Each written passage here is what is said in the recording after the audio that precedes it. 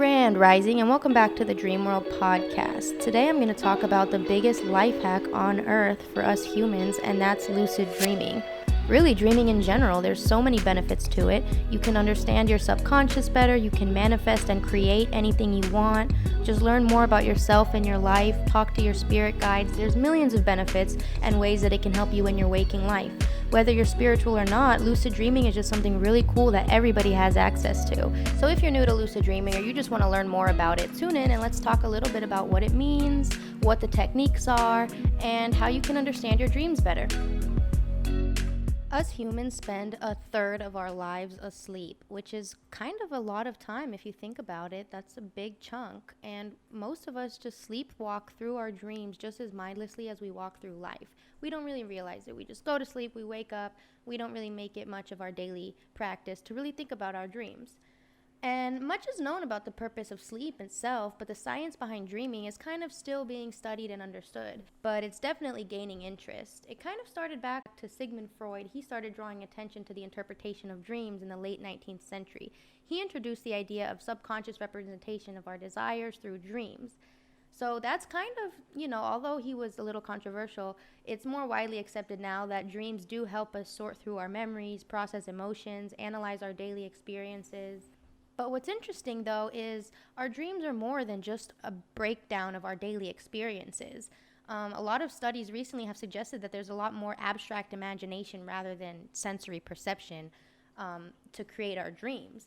And this is interesting because we hear stories of people that have learned legendary things through their dreams, like Paul McCartney creating Yesterday, or the dream-inspired construction of the periodic table of the elements. By the way, all these things that people have discovered or created in their dreams that have become legendary in humanity, it kind of shows that dreams are more than just a byproduct of sleep. Lucid dreaming helps regulate our mood, and it's really good for people with anxiety, in particular nightmares, because the whole idea is that when you realize you're dreaming in your dream, you can change the scene to anything you want, and it doesn't become as scary anymore. So you really become in control of the situation. We can actually dream during any phase of sleep, like when you're waking up or when you're falling asleep. That's kind of like the transition period when you're kind of transitioning over to the dream world. But most of our dreams happen during REM sleep, or rapid eye movement. And what's interesting about REM sleep is that our brain activity, our brain waves, is similar to that of when we're awake. So it makes sense why people experience lucid dreaming in this phase, and they become aware of the fact that they're dreaming. They can change the storyline, environment, and the content of the dream and do anything they can imagine. And this is like a state of reality when the conscious and the subconscious mind are open at the same time, and a lot of amazing things can happen. There's been people that use lucid dreaming to practice their skills or sports or improve the quality of their life. You can literally rehearse these skills while you're asleep, and you actually create those neural pathways in your brain that make you become better at the skill in real life. This has been proven. So when we're doing something in our dream that we can't normally do in real life, like for example, I've been wanting to get into my splits. So when I'm lucid dreaming, I literally just do splits on splits on splits and all this crazy flexible stuff that I can't do in real life, and I've actually gotten better. So we experience highly physical sensations of movement and coordination in a fully realistic scale while you're dreaming. It's a multisensory world, and your body remembers this when you wake up, and we instinctively know what to do. It's a skill that anybody can develop with enough effort and motivation, and consistency really is the key. You can lucid dream more often and get better at it. It's kind of like safe mode or practice mode in this video game of life that we're all in. So if you want to learn how to lucid dream, there's a lot of different techniques, and you should try out different things because different things work for different people. If you look up online the lucid dreaming techniques, you'll find a bunch of different ones, such as mild, mnemonic-initiated lucid dream, wake-initiated lucid dream, or wild, the finger-initiated, senses-initiated. There's a bunch of them, right? The whole goal of all of them, they kind of do the same thing in different ways. They try to keep your mind alert while your body falls asleep so that you can become aware and you can either slip right into your dreams or realize that you're dreaming while you're already asleep. The most popular technique, which is the mnemonic one, mild, you say affirmations to yourself while you fall asleep. You tell yourself, I'm going to realize that I'm dreaming. I'm going to have a lucid dream. And you stay really still and you just focus on your dream that's forming in front of you, and you just keep remembering that you're going to be there in your lucid dream. Tell yourself whatever helps for you to get into that dream state. People meditate, people focus on their senses, which is a senses induced. They tap their fingers, different ways to keep your mind awake, right?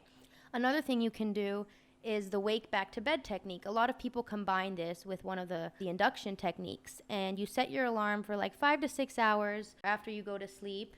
And then when you wake up, you don't move much, maybe use the bathroom, you get back to bed, and you kind of use this awakening to slip into your dream. And that's a stage called hypnagogia, when your mind is still fresh and hazy. Right when you wake up and right when you fall asleep, you're not really fully awake. You're on the edge of consciousness. So it's a really easy time, if you practice, to slip in and out of your dreams by staying awake and just kind of keep your mind awake. Some people might have trouble with insomnia when they try to stay awake or try to think about things, but it's a meditation practice that gets easier the more you do it. Aside from these techniques, there's 2 really important things that are crucial if you want to start to lucid dream at all, or if you want to get better at it, and that's dream journaling and a reality check. Both of these things are done during your normal life to increase the chances of becoming lucid in a dream. The consistency of these things are really important if you're serious about lucid dreaming, and it really does raise the chances of having a lucid dream. So a reality check is a type of mindfulness exercise that you perform throughout the day that differentiates if you're asleep or awake. So what you do is every hour or every few hours, maybe set an alarm on your phone, you stop and you really think to yourself, am I dreaming right now or am I awake? And you can maybe look at your hands or pull your fingers, because your hands might feel weird or look different in a dream. And if they look normal, you know, okay, I'm not dreaming. And this feels weird because we know we're awake. We're 100% sure, right? But the idea is to form this habit so that when you're dreaming, you'll be like, am I dreaming? And you're going to think you're awake, but then, whoa, your hand will stretch out like rubber and you'll be like, wait a second, I'm dreaming. True story, it actually happened to me. So I've had many lucid dreams through reality checks, and I'm mind blown every time because you really think it's real life. So in real life, when you're just like, oh, I know I'm awake, so I'm not going to bother, like, you have to really do the mental process, because that habit will form into your brain and seep into your dream life. So the dream journaling is another important part of building the muscle memory of dreaming. In order to have lucid dreams, you have to remember them. You have to wake up and recall your dream.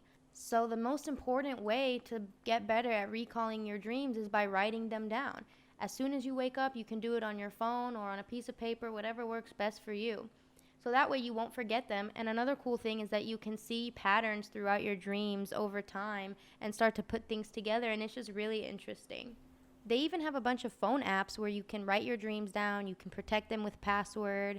The apps will help you analyze them and interpret them and find patterns. So there's a lot of good insight out there for dream journaling, and it's really important to just practice the muscle memory of dreaming. Aside from these main techniques, there's different type of external stimulation that you can use to boost your lucid dreams. There's a few brands of sleep masks and headbands that provide the stimulation in certain phases of your sleep cycle, and that helps you have lucid dreams. It also helps you track your sleep. There's also a few different supplements and herbs like mugwort, for example, or valerian root that increase your REM sleep and the vividness of your dreams.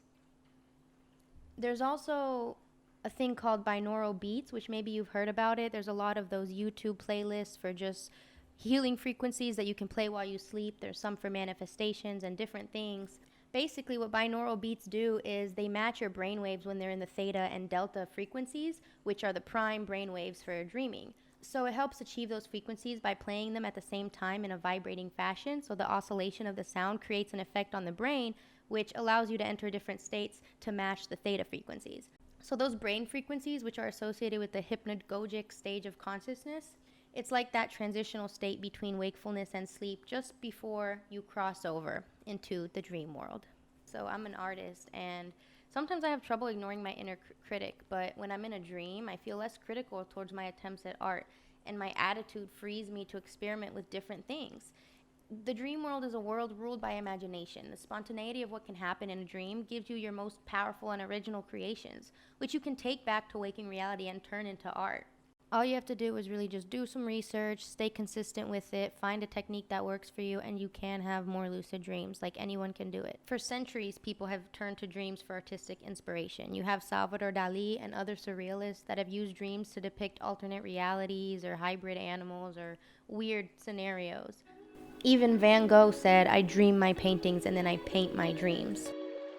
So if you like this episode and you want to learn more about dreaming, follow and subscribe and check us out on our next episode.